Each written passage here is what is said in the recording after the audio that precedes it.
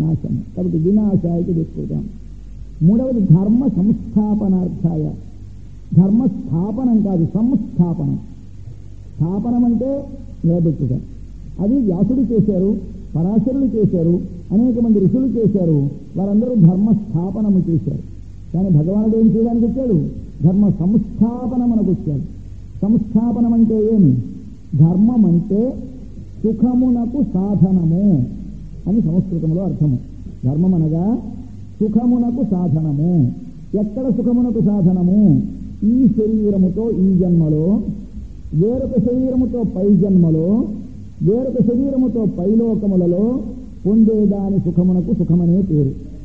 శాశ్వతముగా శరీరమే లేకుండా పోయి భగవత్ సన్నిధిలో నిత్యము పొందే సుఖమునకు సుఖమనే పేరు. ఈ రెండిటికి సాధనము ధర్మము. వాటి ధర్మం అనగా అభ్యుదయమునకు నిశ్రేయసమునకు సాధనము అని సంస్కృతంలో టెక్నికల్గా చెప్తారు. అభ్యుదయ నిశ్రేయస సాధనము ధర్మము. అభ్యుదయమునకు సాధనము, నిశ్రేయసమునకు సాధనము. అభ్యుదయం అంటే ఏది?